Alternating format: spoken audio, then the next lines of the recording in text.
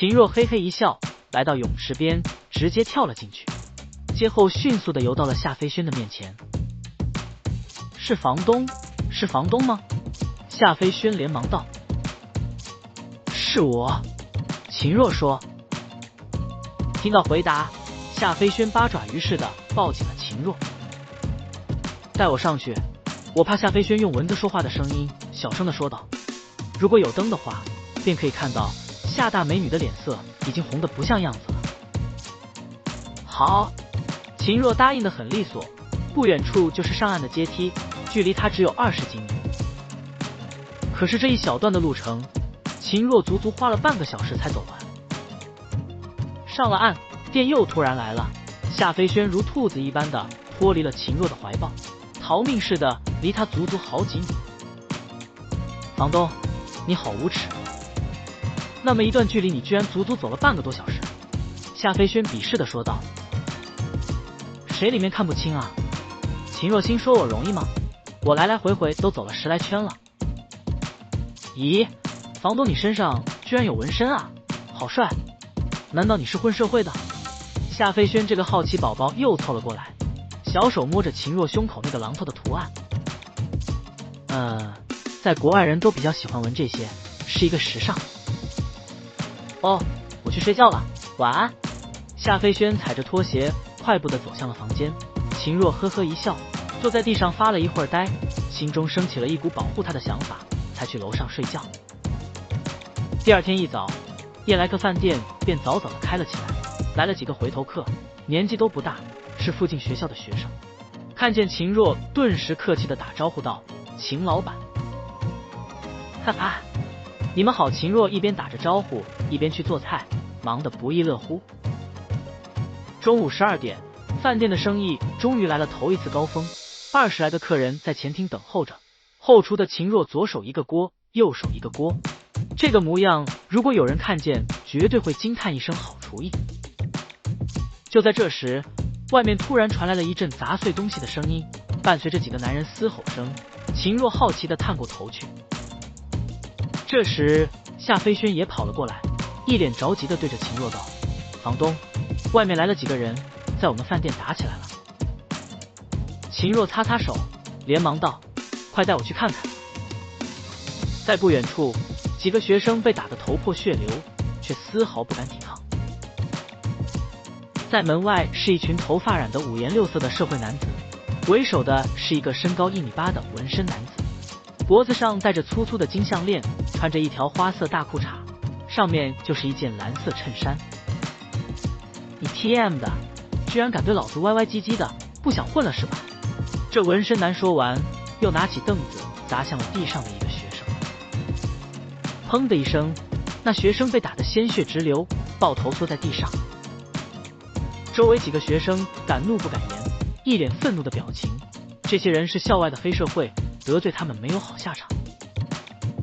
秦若见到这幕，立即走过去道：“几位，别打人了，否则我报警了哦。”那纹身男转过头，看见一个厨子走了过来，不由得冷笑了几下，用轻蔑的眼神道：“你他妈的知道老子是谁吗？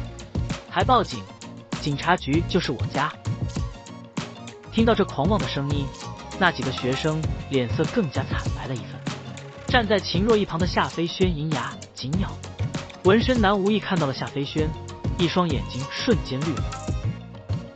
下一秒，他吞咽了一口唾沫，搭讪道：“美女，我叫刘大龙，能不能留一个手机号码？晚上，嘿嘿，交流一下。”我的号码是110。有这个强大的房东在，夏飞轩这小妞可不怕这个胖子。尼玛的，敢玩老子，找死不是？纹身男火气很大，说完便要抓夏飞轩，目标正是高耸的胸部。房东救我！夏飞轩大喊道。就在夏飞轩刚喊完，纹身男已经倒飞了出去，死狗一般的摔在了门外。秦若双手插在裤袋，眼神轻蔑地看着摔得狗吃屎一般的纹身男，淡然道：“这又是何必？有什么话好好聊不就行了？为什么非要动手呢？”全场一片寂静，所有人都没有想到眼前这个厨子这么变态，一脚就踹飞了1米8的纹身男。纹身男艰难地从地上爬起来，满嘴都是脏灰。他恶狠狠地看向秦若，满脸狰狞地对着周边的小弟吼道：“给我弄死他！”是老大！几名小弟顿时气势汹汹地冲了过来，抄板凳的抄板凳，拿铁棍的拿铁棍。全场顿时热闹了起来，坐在后面吃饭的客人也不敢吃了，吓得躲在了安全的地方围观。秦若见到这幕，眼中陡然带出了一道实质般的凌厉杀气。我并不讨厌你们这些人，存在就有道理，但是你们招惹我，并且殴打我的客人，这点是我无法容忍。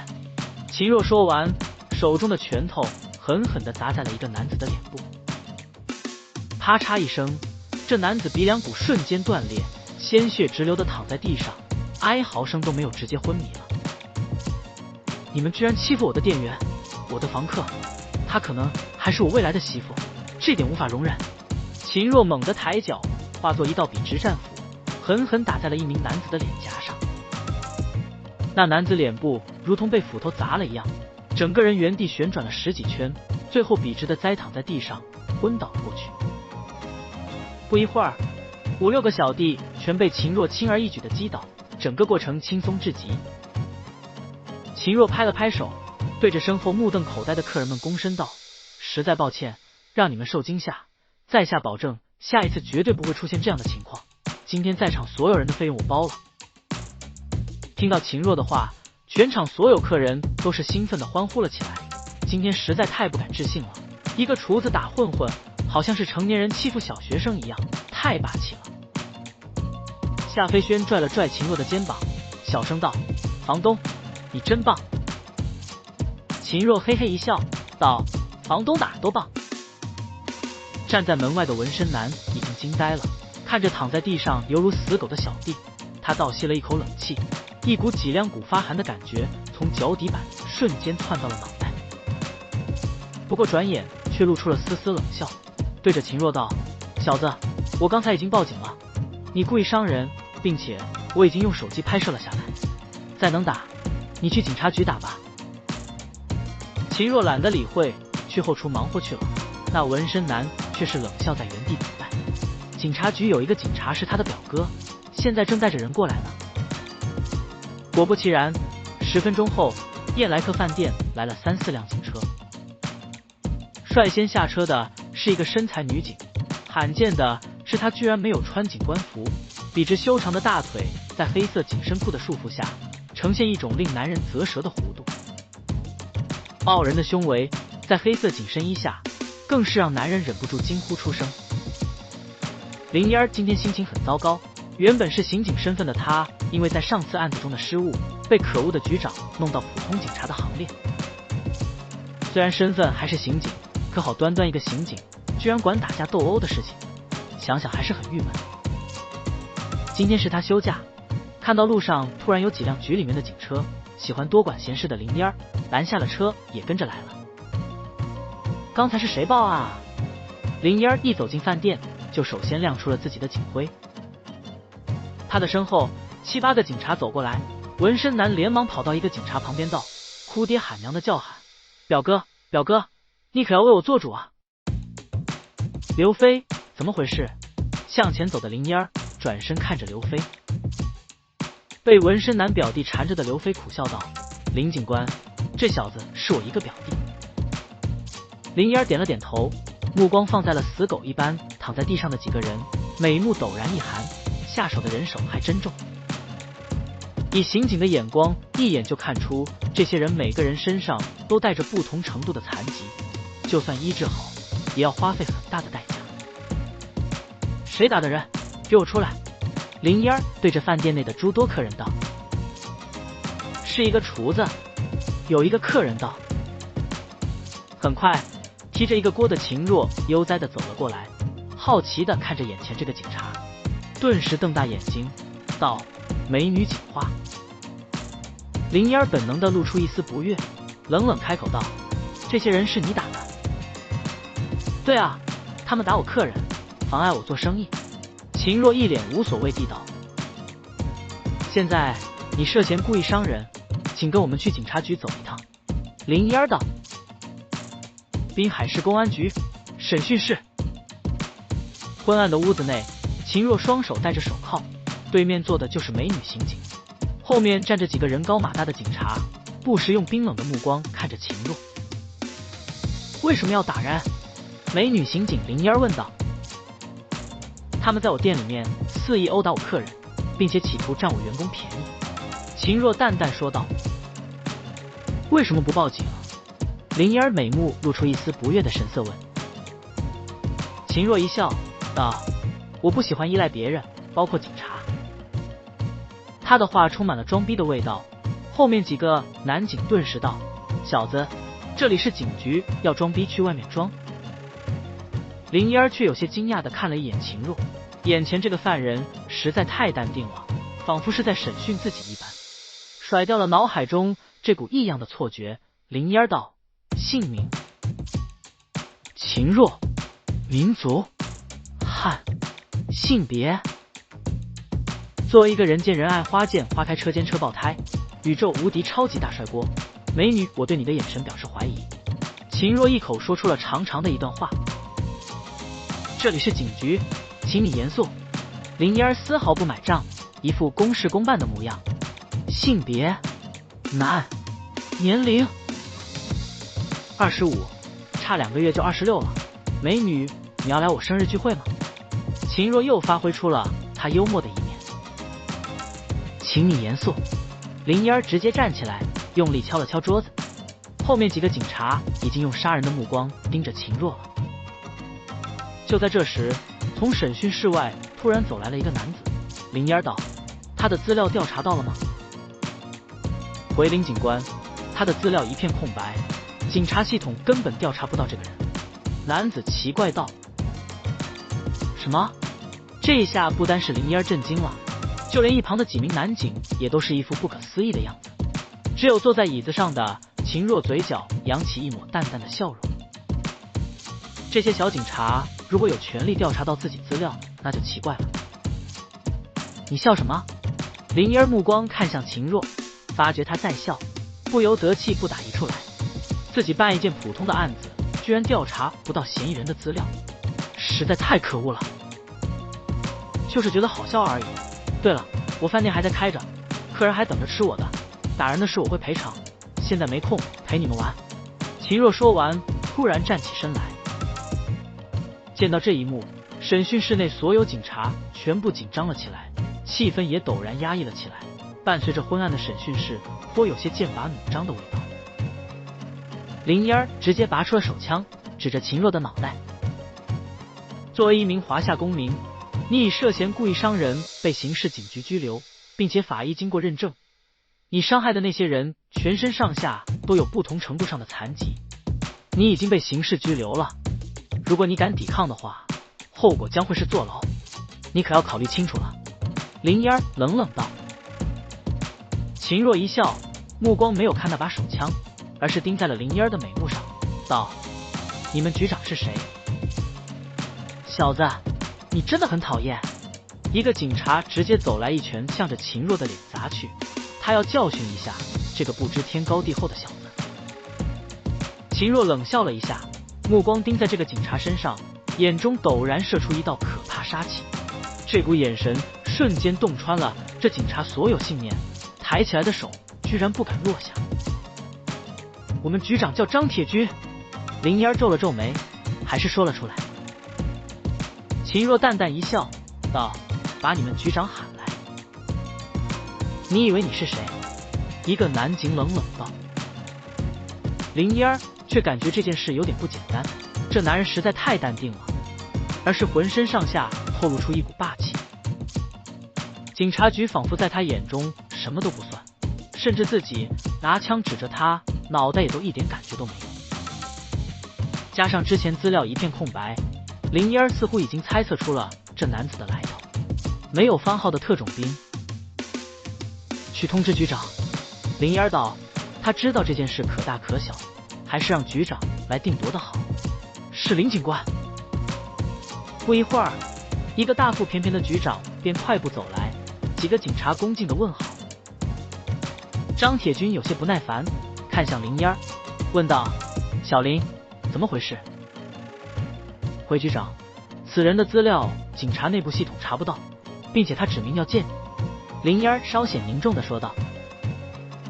张铁军目光看着面前的秦若，有些好奇地笑道：“哦，警察系统查询不到此人的资料，有趣。小伙子，我是滨海公安局的局长张铁军，你找我有什么事？”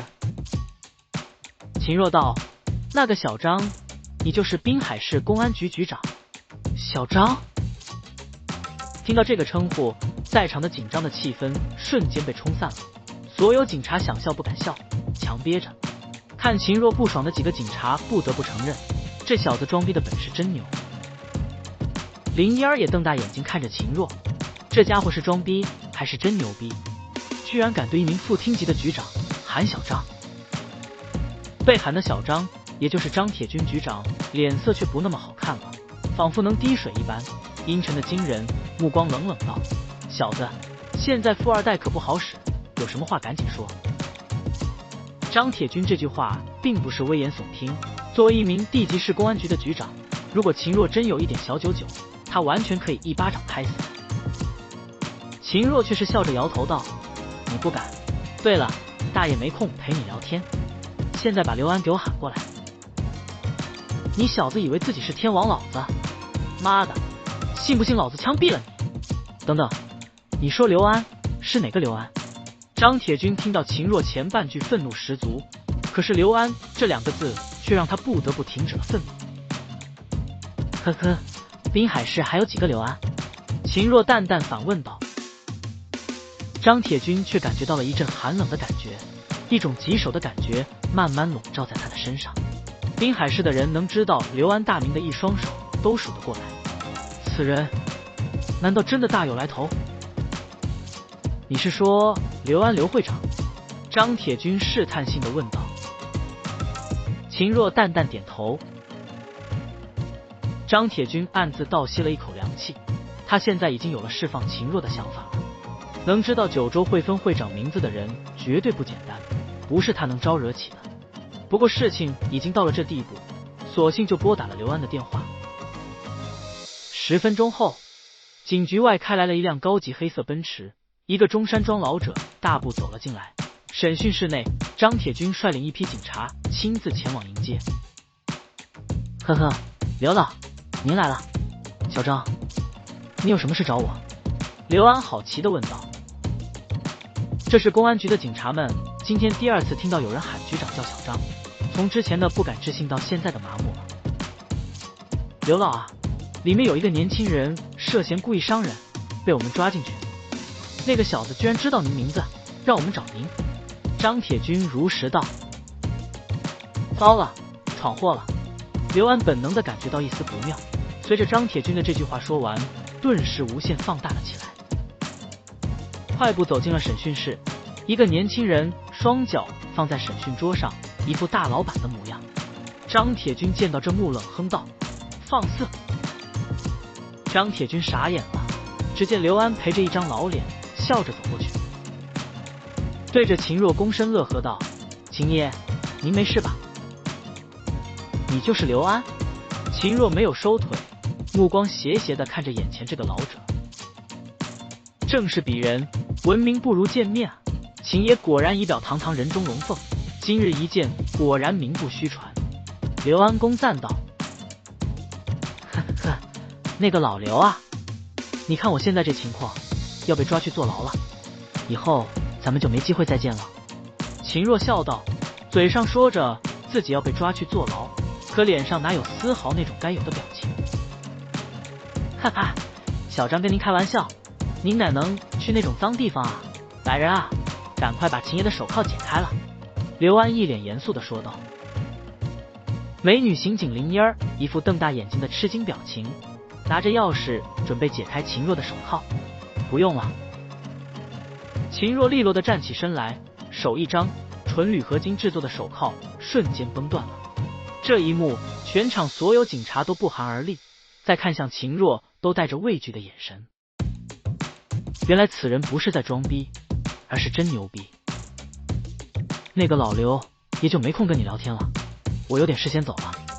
秦若转身对着身旁的林烟儿嘿嘿笑道：“美妞，再见。”秦爷慢走。刘安看到秦若走远后，连忙说了一声，待看到秦若不见后，笑脸才慢慢消失，露出了本来的严肃表情。审讯室内一片寂静，张铁军被吓得冷汗直流，甚至身子有点微微颤抖。刘安抬起冰冷的眼眸，狠狠盯着张铁军，道：“小张，你刚才可知道你惹了多大的麻烦？”张铁军茫然地摇了摇头：“这位老先生，您知道那个人身份？”林烟好奇道。刘安笑了笑，有些赞赏地看了一眼林烟，随后语气冰冷，对着张铁军道：“小张，如果你要是把他抓进牢狱，那么不要说你这个小小的地级市局长，就算是你背后的人也要下马，他根本不是你能得罪得起的。刘老，您就告诉我他是谁吧。”张铁军实在是有太多疑惑了，一个20几岁的年轻人能有多大力量？莫非是省级高官子弟？但是想扳倒自己也有点难度啊，况且自己跟省里面的一些大人物关系很异常密切。张铁军此刻异常的不解：“你现在还没有资格知道。”刘安冷哼一声：“记住一条，以后最好不要招惹他，不然出了事情谁也保不了你。”离开警局的秦若伸了一个懒腰，舒服的感觉从头爽到尾，一路上欣赏着这座欣欣向荣城市的美景，心情很是不错。或许每个人离开警察局都有这样的感觉。半小时后，秦若回到了饭店，饭店空无一人，只有穿着一身工作服的夏飞轩打着瞌睡，无聊的坐在前台的椅子上。见到秦若来了后，顿时激动的跑了过来，连忙抓住他手臂道：“房东，你没事吧？”秦若见到他这么关心自己，内多少心有些感动，自己好多年没有被女人这么关心了吧，做出一个鬼脸道：“哈哈，你无所不能的房东能出什么事？”哼，骄傲狂。夏飞轩有些尴尬的收回了手。秦若对着他笑道：“今天我看就不营业了，我们回去吧。”“那我的工资还发不发？”夏飞轩用可怜兮兮的眼神盯着他。秦若有点无奈的摸了摸脑袋，眼前这个小财迷简直是一副没有钱就不能过的样子。可他又怎么知道最近夏飞轩穷得要疯了，每天望眼欲穿的看着头顶那2对金猫，眼中对金钱的欲望简直出卖了他对任何事物的热情。可一想到后果，夏飞轩又咬牙切齿。“工资照常发给你。”秦若无语道。“哇塞，房东你最好了，嘻嘻。”夏飞轩欢呼雀跃，回屋子换掉了这身工作服，露出了原本完美的身材。两人步行回了别墅，真像一对情侣，看着路上不少人用羡慕或者嫉妒的眼神盯着自己。秦若心中那个舒坦劲简直别提了，看谁的眼神都好像在提示身旁这个美女是他女朋友。“房东，我怎么感觉你有点嘚瑟呀？”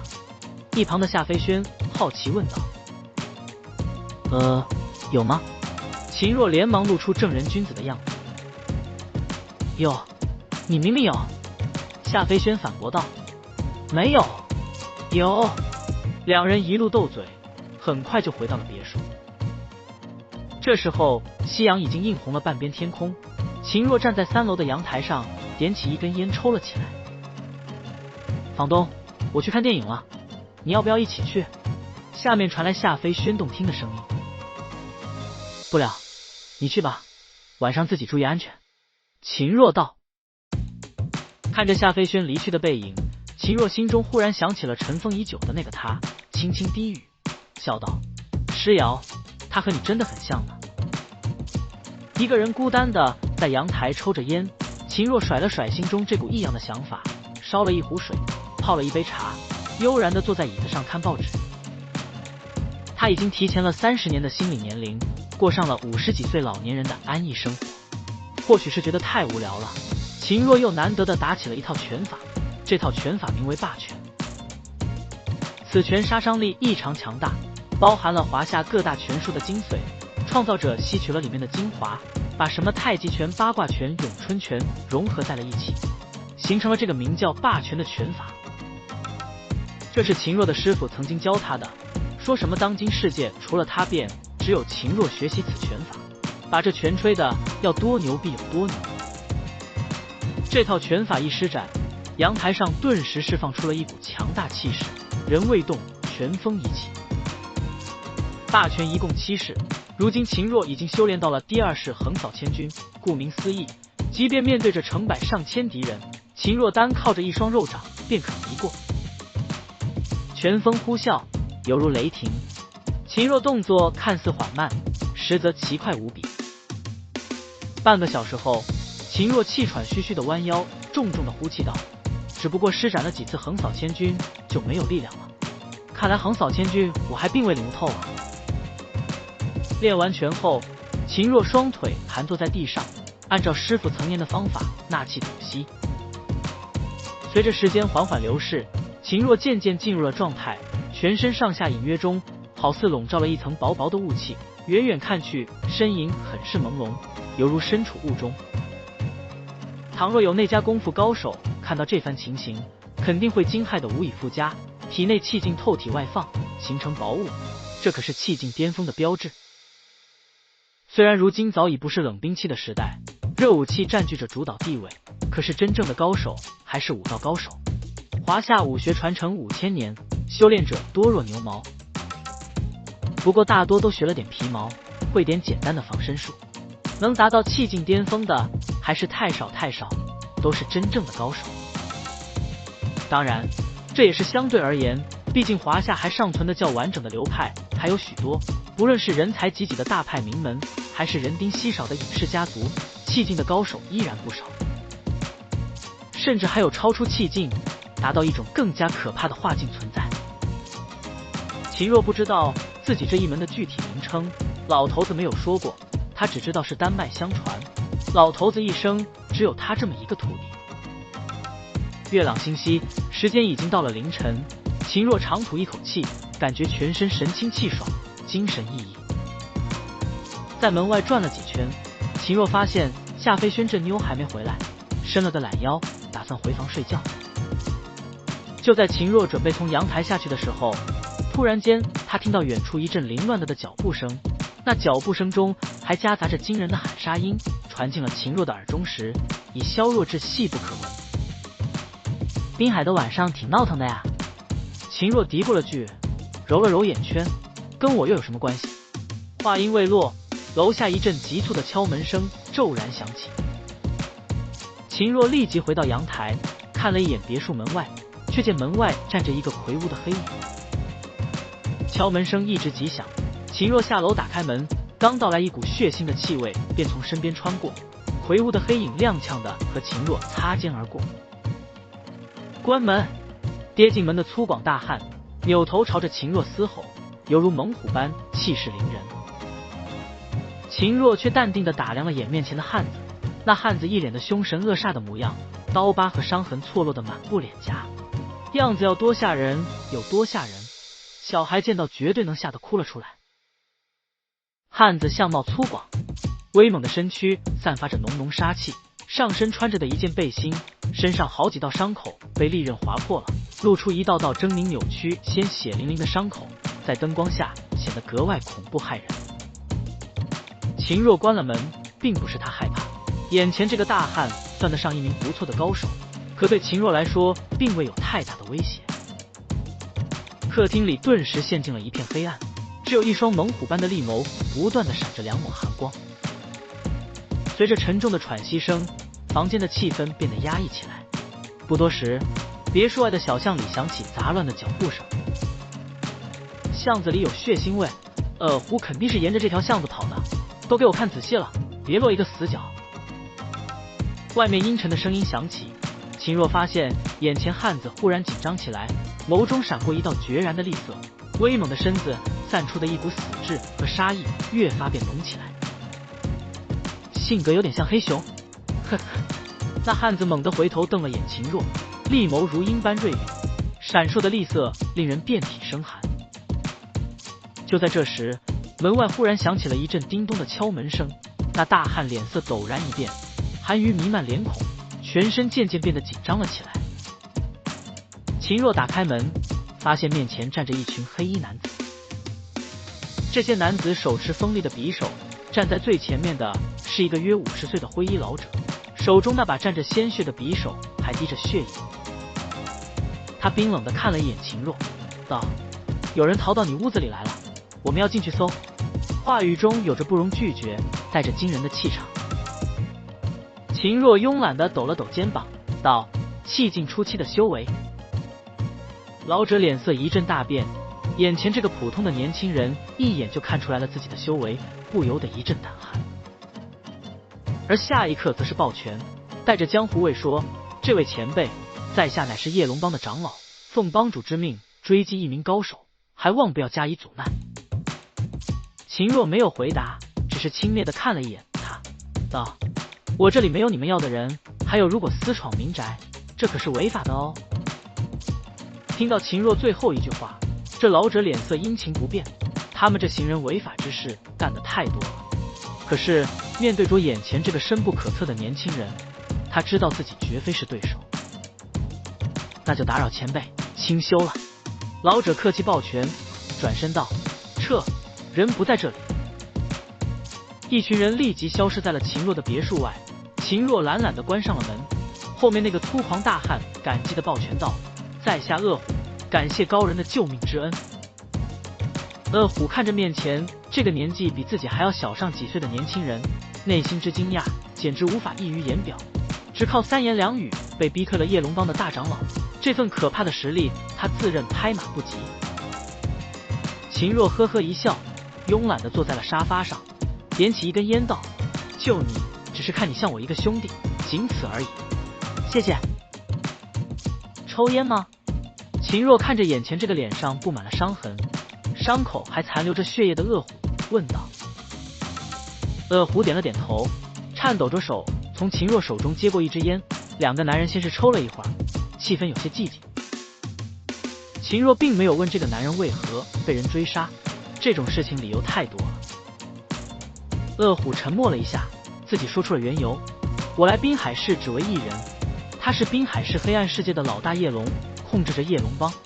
我今夜准备刺杀他，没想到刺杀不成，被他打伤了，然后反被他手下追杀。”秦若耸肩一笑道：“哦，那倒是有趣。”恶虎看了一眼皮开肉绽的伤口，疼痛的有些咧咧嘴。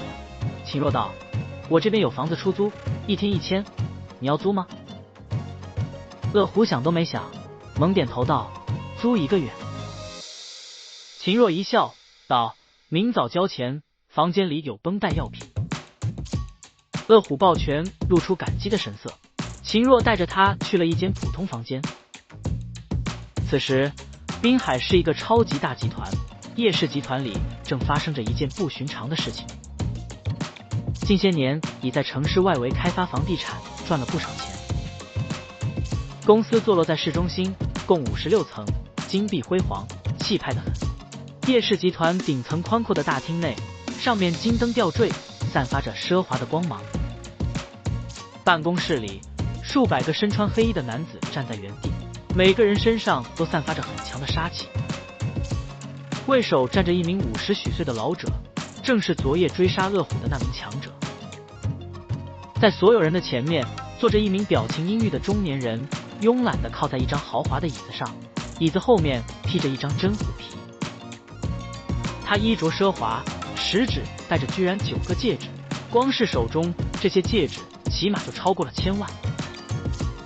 此人正是名震滨海的叶氏集团老板叶龙。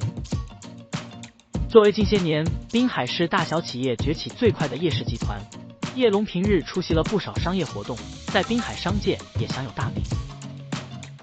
让人意想不到的是，他还是当今滨海市黑暗世界最大的霸主叶龙帮的帮主，控制着滨海市100多家 KTV 和20几家夜场，这些地下收入远比明面上的要多出10倍出来。此刻他脸色有些不悦。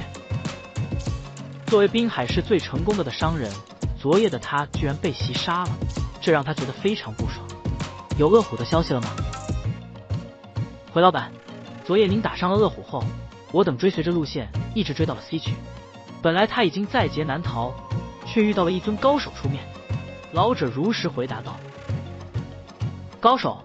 哼，我滨海还有什么级别的高手？”叶龙不屑地说道。作为滨海市的龙头老大，他在滨海中只手遮天，表面上凭借的是公司的蒸蒸日上，背地还是靠硬实力。叶龙已经是一名气境中期的强者，是滨海黑暗世界中的最强者。老者苦笑了一下，道：“回老板，那是一名20几岁的年轻人，身上的修为我看不透，一眼就点出了我的修为出来。”听到这句话，叶龙原本平淡的双眼骤然释放出一丝无法置信的色彩，道：“你此言可真？”老者重重点头。叶龙从椅子上站起身来，他终于有点坐不住了。滨海出现了一名真正的高手，对他来说也是莫大的威胁。别看他仅靠一双手就打造出了偌大的家业，可是在面对真正的高手时，这些脆弱的如同白纸一样。走了几步，边思考边沉默，最后他自语一般的说：“你看不透的强者，最少是气境后期，可这种强者实在太少，起码是地榜排名前10的强者。这种存在，要么练武成风，要么不问世事。”呵呵，原来滨海也卧虎藏龙。老板，那恶虎的事情？老者问道。叶龙双眼露出阴郁的目光，冷如寒冰。恶虎有勇无谋，不足为虑，不知天高地厚的袭杀我，就暴露出了他的性格。他当他一个区区的气境初期之辈是什么纵横无敌的高手吗？不过此人居然敢刺杀我，此事犯了我的底线。现在派人给我严密的盯着他就可以，如果他一旦离开了那个高手，那就是他的死期。叶龙顿了顿，有些正色道：“至于那名神秘的年轻高手，暂时不要去招惹他。你我都是习武之辈，明白气境后期代表着什么含义。就算10个，我也无法击败。只要等那人回来，鹿死谁手还说不准。”是老板。老者点了点头，随后散去了。第二日艳阳高照，秦若慵懒地打开了别墅大门。穿着卡通睡衣的夏飞轩含着一把牙刷，看到秦若后打招呼道：“房东早。”早。秦若微微一笑。不多时，从楼上传来一阵沉厚的脚步声，穿着一件黑色背心、身材魁梧的恶虎下了楼，嘴里同样含着一把牙刷。夏飞轩好奇地扭过头，可当看到恶虎的面孔时，不由得吓得嘴里的牙刷直接掉在了地上。房东，救命啊！有坏人！